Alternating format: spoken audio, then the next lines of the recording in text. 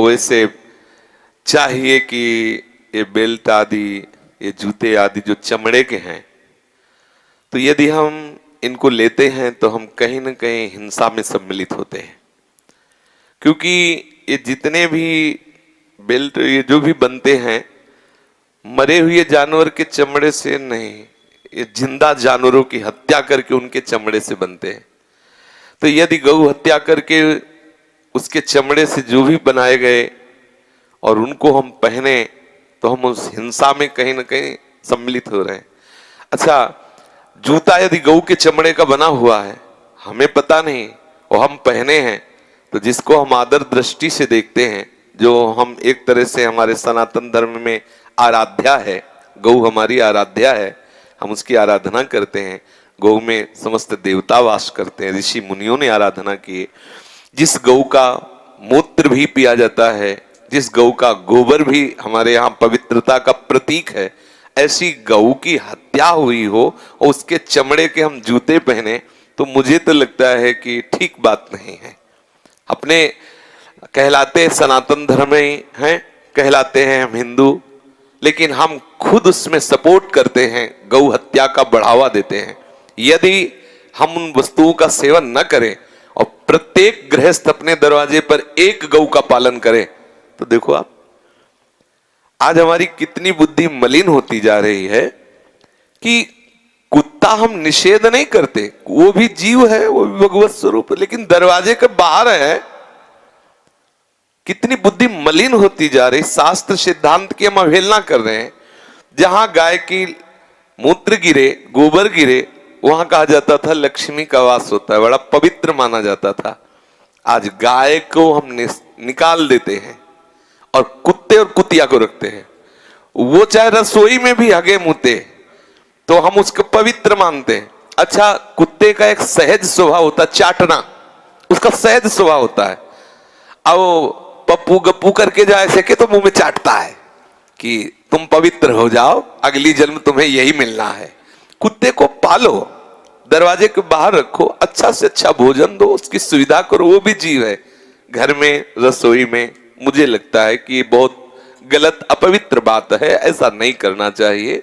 क्योंकि वो पशु है, भगवान का अंश है, हम उसका आदर करते हैं, लेकिन उसे गृहपाल कहा गया है। दरवाजे के बाहर उसकी सुरक्षा व्यवस्था के लिए वो ऐसा। लेकिन गऊ को हम माता तक कह डाला कि हमारी माँ है, गऊ हमारी माता है। और यहां तक कि हमारे सनातन धर्म में जब दीक्षा दी जाती थी तो पहले पंचगव्य पिलाया जाता था। आज भी हम श्री जी का अभिषेक करते हैं तो उसमें गाय का दूध, गाय का घी और गाय का दही, कितनी पवित्र वस्तु है, फिर वो बूरा और शहद आदि का प्रयोग करते हैं। तो आप पंचगव्य में अधिक मात्रा में गऊ का ही आया, गाय का दूध, गाय का घी। आज हम क्या है कि बाजार से दूध लेना पसंद करेंगे, चाहे वो पाउडर का बना, महीनों का सड़ा हुआ रखा हो, लेकिन एक गाय दरवाजे पर नहीं बांध सकते। जो पवित्रता गऊ जहां बंधी होती है ना, कई अनिष्ट अपने आप नष्ट हो जाते हैं।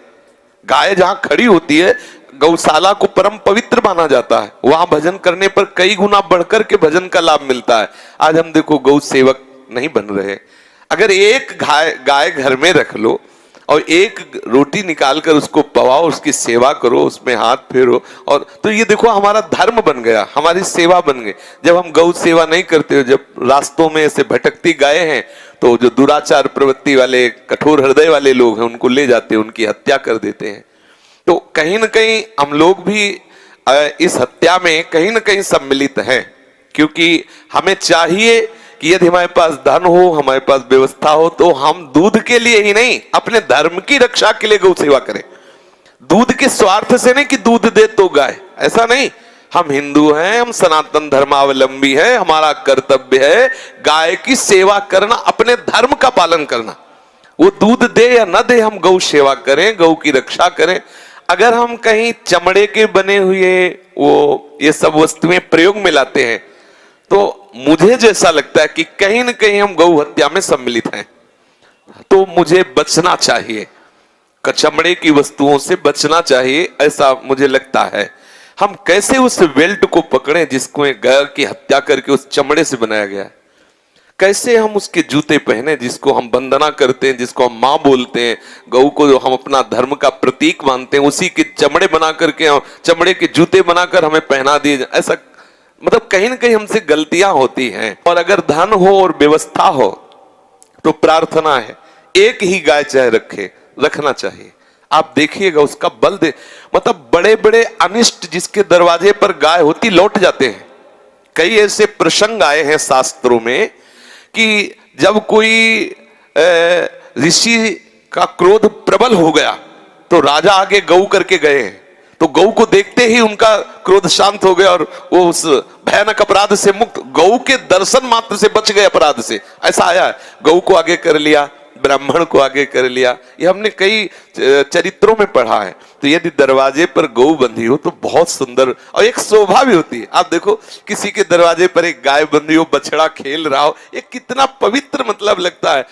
अब पहले लिखा रहता था दरवाजों पर अतिथि देवो भव, अब लिखा है कुत्ते से सावधान।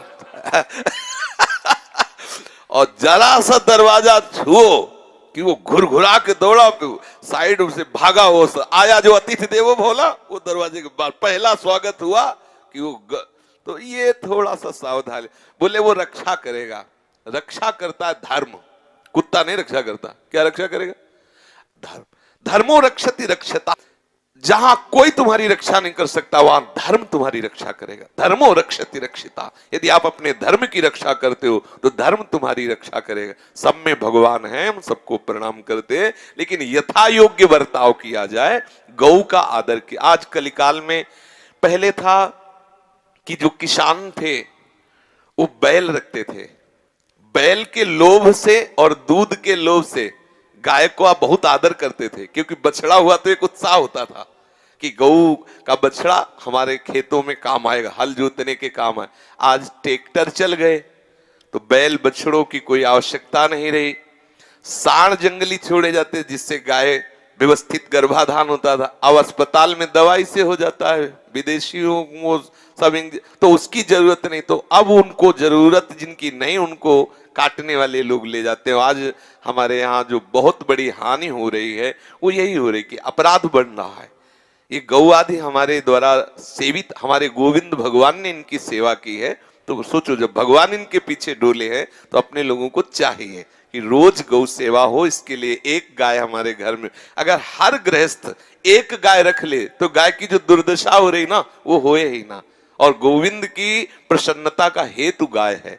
और शुद्ध गाय का दूध, ये जो दूध आता है ना मिलावट रहती, आप शुद्ध गाय का दूध दुहो और गाय हरी घास चरी हो तो देखो उस दूध में इतनी पौष्टिकता होती कि आप निरोग होंगे। आज हमें गाय का दूध शुद्ध नहीं, अपने आप में औषधि है गाय का दूध, आज दूध नहीं मिल रहा है, हमें शुद्ध दूध नहीं मिल रहा, तो देखो कितनी परेशानियां, high blood pressure, low blood pressure, ये लीवर। हमने गांव में कभी सुना ही नहीं कि शुगर भी होती है, सुना ही नहीं गांव में किसी की शुगर होती है। एक भेली गुड़ इतना, मतलब 1 पौंड किलो, 2 लीटर मठा, वो पा के और बैल की तरह ताकत, और मैं कहीं को शुगर नाम चीज, या बोले 1 चम्मच संभाल के डालना, नहीं शुगर हो जाए, शुगर। ये गऊ की सेवा ने, गऊ के दूध में इतने परमाणु होते हैं जो हमें स्वस्थ और बलिष्ठ रखते हैं। जैसे जो माँ के स्तन से दूध निकलता है और बच्चे को जो पौष्टिकता मिलती है वो त्रिभुवन में किसी टॉनिक में नहीं है, ऐसे ही गऊ में जो हमारे शरीर में लड़ने की सामर्थ्य आती रोगों से, वो सामर्थ्य है, वो किसी और टॉनिक में नहीं है। गऊ को इसीलिए हम लोग माता कहते हैं। माता के बाद सीधे दूसरा पावरफुल अगर कोई हमारे शरीर को देने वाली वस्तु है तो वो गऊ का दूध है। इतना महान पवित्र पावर। आज हम इन सब बातों को मानते हैं, पुराने लोगों की हैं, तो देख लो, नए लोग देख लो, जैसा मना है वैसा करो, भोगोगे आगे खुद समझ में आ रहा है कि हमारी स्थिति क्या होती चली जा रही है। हजारों लोगों में दृष्टि डालो, कोई ऐसा नहीं दिखाई देगा जो बलिष्ठ हो, जो धर्म से चलता हो, तेजस्वी हो, जिसकी वाणी में सामर्थ्य हो, जिसके देखने में सामर्थ्य हो, जिसके चलने में सामर्थ्य हो, जिसकी इंद्रियों में आज हम सब बिल्कुल उजड़ते चले जा रहे हैं। हमारा खान पान क्या है? चाय पिज्जा, मतलब इतनी चाय और इतना वो टुकड़ा है, हाँ वो अच्छा बहुत और हो गया तो डबल रोटी मिला के उसमें मिला। अरे जौ और बेझर की मिली हुई 4 रोटी और इतना मक्खन और 1 लीटर मठा, लीवर ही काबले करेगा तो। और अगर ये पाओ तो देखो कितना शरीर बलिष्ठ। अब इधर दृष्टि ही नहीं जा रही है, अब वो दृष्टि जा रही। सुबह कौन मेहनत करे? माताएं बहनें जब 1 घंटा पीसती थी ना चक्की की, तो उनकी कलाइयों में इतना दम होता था कि ऐसे पकड़ ले तो बैल भी खड़ा रहे, हिल नहीं सकता। और आज चलने में दम क्यों? कि मेहनत ही नहीं है, मेहनत ही नहीं। माताएं बहनें अपनी घर में देखा है ना, सुबह भगवान नाम कीर्तन करते हुए या भगवान की लीला संबंधी गीत गाते हुए वो 1 घंटा चक्की पीसते थे घर में। वो सब बलवान सुंदर पवित्र आटा होता था। और तो आज हमारा सब जीवन ही बिगड़ता चला जा रहा है। तो मुझे चाहिए कि हम अपनी धर्म की रक्षा के लिए जो चमड़े की बनी हुई वस्तुएं हैं उनसे बचें, ऐसा चाहिए। वैष्णव होकर तो खास, मतलब जो बेचारे नहीं समझते हुए बात, अपने लोगों को खास इस बात की सावधानी रखनी चाहिए।